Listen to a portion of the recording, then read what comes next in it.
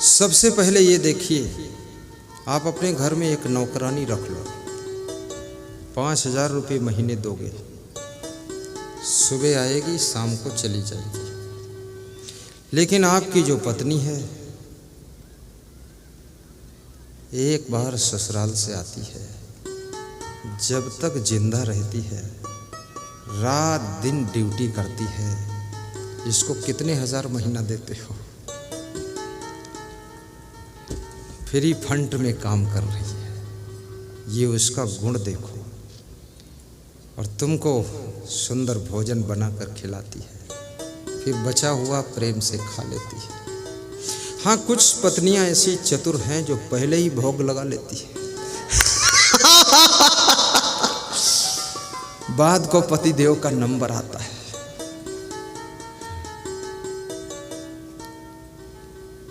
लेकिन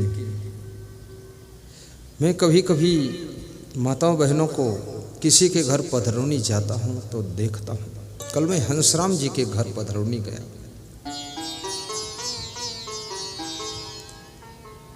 11 प्रकार के आइटम उनकी बेटियों ने जलपान सेटिंग किया, तो मुझे गुजरात की याद आई। अरे, क्योंकि ज़्यादा आइटम तो गुजरात में ही रहते हैं। मुझे लगा छत्तीसगढ़ भी अब गुजरात से कम नहीं।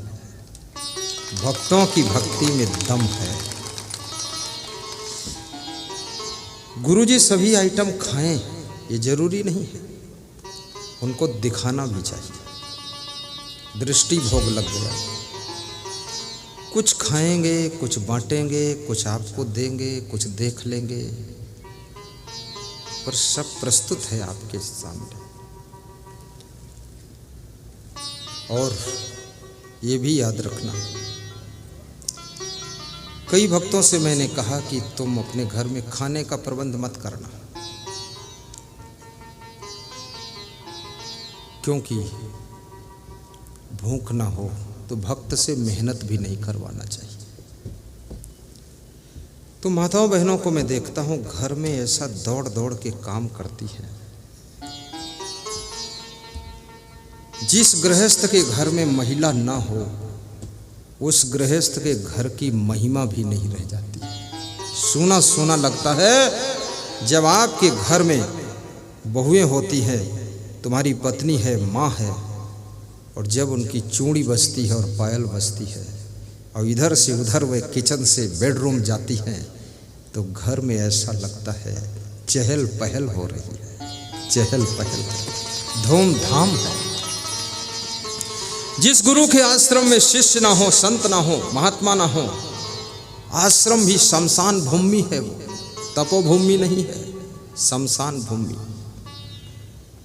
और जब बहुत से संत इधर से उधर चलते हैं, बड़ा आनंद आता है, बहुत अच्छा लगता है। हमारे आश्रम में जो पुराना आश्रम है, उससे नया आश्रम लगभग 300 मीटर दूर है, 400 मीटर दूर। तो पूजा पाठ वंदना सब वहाँ होता है। नए में, पुराने में भोजन होता है। तो जब सत्संग छूटता है, प्रार्थना छूटती है, तो सब संत नए से लेकर पुराने तक पूरा सड़क पर चलते दिखाई देते। कोई थाली लिए जा रहा है, कोई ऐसा भी है भंडार तक गया है, फिर वापस लौट के आ रहा है। हमने कहा क्यों आ रहे हो? बोले थाली वहीं भूल गई है। फिर और कोई चलते चलते आम देखता है पका लगा तो तोड़ के चूस भी रहा और जा भी रहा। मेरे गुरुदेव ने आश्रम में आम बहुत लगाए, ट्रकों आम पकता है। 3 महीने तक कोई नाश्ता नहीं होता, केवल आम ही आम पेवर खाते हैं सभी संत। और आम फलों का राजा है। आम के सीजन में आम खाना, पपीता के सीजन में पपीता भी खाना, टमाटर के सीजन में टमाटर खाना। स्टोरेज वाला बिल्कुल मत खाओ।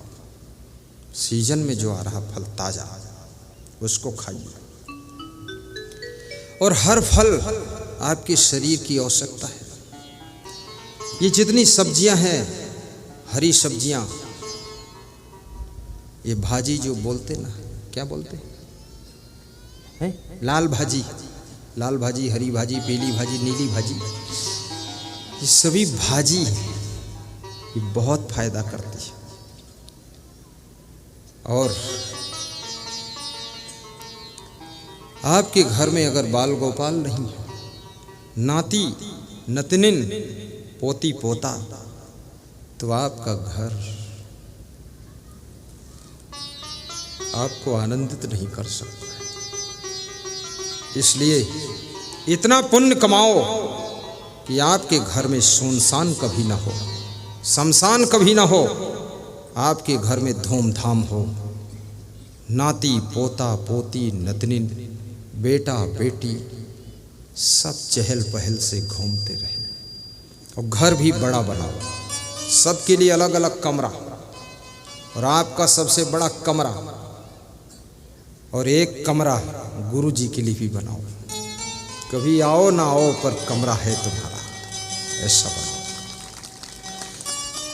फोटो लगा दो उनका, दर्शन करो, उसी कमरे में ध्यान करो, योगा करो। सबको बिठा करके उसी कमरे में सत्संग थोड़ी देर सुनो, और बता दो ये गुरुदेव का कक्ष है, इसमें आ जाओ शांति से सब लोग। 24 घंटे में कोई टाइम टेबल ऐसा बनाइए, वहाँ बैठिए।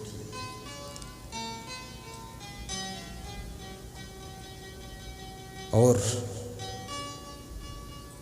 कबीर के दोहे भी याद करो, कभी कभी दोहे गाया करो, कभी कभी भजन गाया करो, और कभी कभी पूरे परिवार के साथ पास पड़ोस में सत्संग हो, ट्रैक्टर ट्राली के द्वारा, कार के द्वारा, जीप के द्वारा, मोटरसाइकिल के द्वारा सपरिवार पहुंचिए। पड़ोसी अगर जाने को तैयार हो जाए तो उनके लिए भी गाड़ी तैयार कर दीजिए।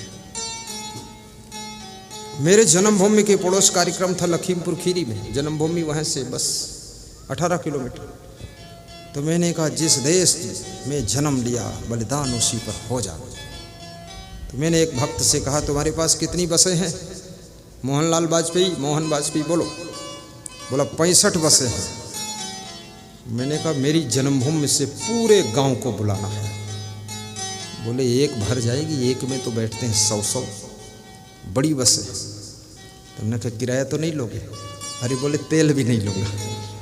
आपके लिए गुरुदेव किराया क्या? बस भेजवाया, पूरी बस फुल हो गई, 120 लोग बैठ कर आए।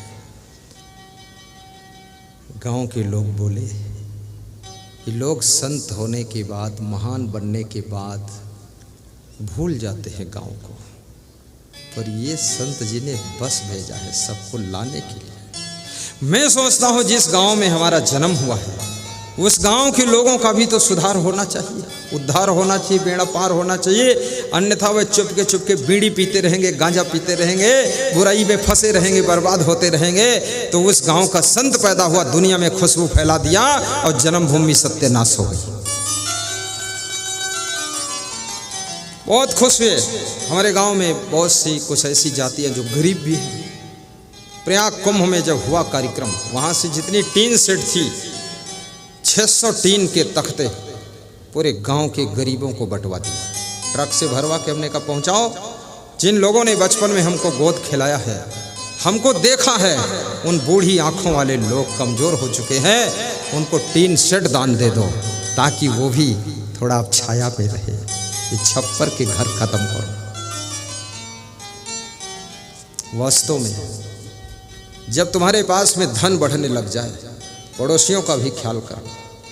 धन बढ़ने लग जाए, अपने गरीब रिश्तेदारों का भी थोड़ा ख्याल करना। और धन बढ़ने लग जाए तो अपने पूरे गांव का ख्याल करना। किसी गरीब की बेटी का विवाह हो, चुपके से बुला करके 2-4 बोरी शक्कर दे देना, और 2-4 बोरी दोगे, ऐसा दुआएं मिलेंगी, हो सकता है तुम्हारे राइस मिल लग जाएगा, बहुत बड़ा फायदा होगा।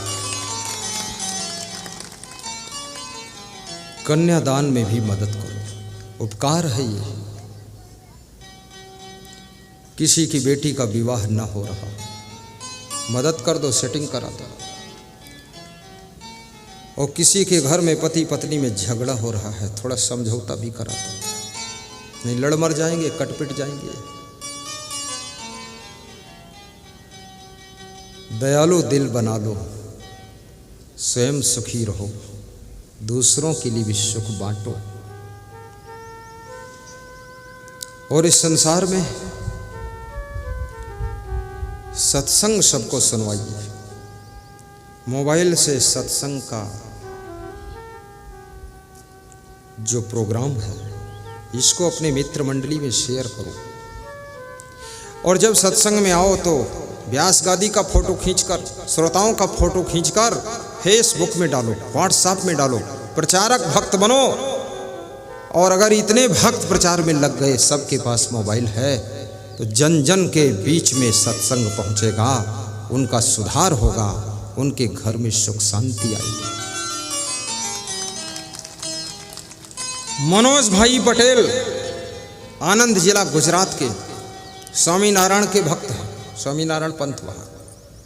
एक दिन मोबाइल देख रहे थे यूट्यूब और चश्मा लगाया नहीं था, तो अपने गुरु का प्रोग्राम देखना चाहते थे। भूल से मेरे वाले प्रोग्राम पर अंगुली टच हो गई और मैं उस समय जोश में वीर रस में बोल रहा था प्रवचन, और ज्यों ही सुना 1 मिनट, अरे बोले ये तो बहुत दमदार संत है। अब मैं पगड़ी बांधता हूँ तो मेरा पंथ भी ज़्यादा पता नहीं चलता। कोई सोचता ये सिख सरदार है क्या, अलग अलग। सुना प्रवचन, अपनी पत्नी को बोला ला ला चश्मा ला, जल्दी देखें है कौन महात्मा। देखा, नाम याद किया, सुना। लॉकडाउन में आश्रम पर आकर के 520 मीटर कपड़ा संतों को भेंट किया, 520 मीटर, और बोला अब मैं आपका भक्त हो गया। परिवार स्वामीनारायण में है और स्वामीनारायण के गुरु कहते अब लगता है तुम असंग देव के हो जाओगे, लेकिन गुरुदेव मुझको तुम भाग गए, हम क्या करें।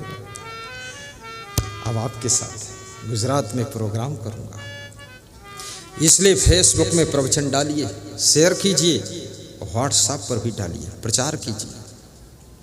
और कभी तोखनलाल साहू जैसे बन करके अपने गांव में भी सत्संग कराइए। ये धन किसी के साथ नहीं जाएगा, लेकिन सत्संग का पुण्य आपके साथ जरूर जाएगा। लोग कहते हैं मनुष्य ना कुछ लेकर आता है ना कुछ लेकर जाता है, पर यह गलत है। आप बहुत कुछ लेकर आते हो, बहुत कुछ लेकर जाते हो।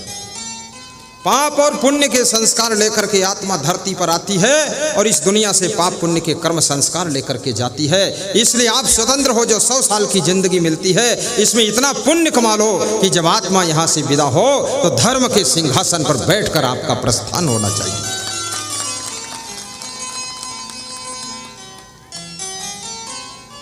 सत्संग से सद्बुद्धि मिलती है, सद्ज्ञान मिलता है, शांति मिलती, समझ मिलती है, सद्गुण सदाचार मिलते, चरित्र मिलता है।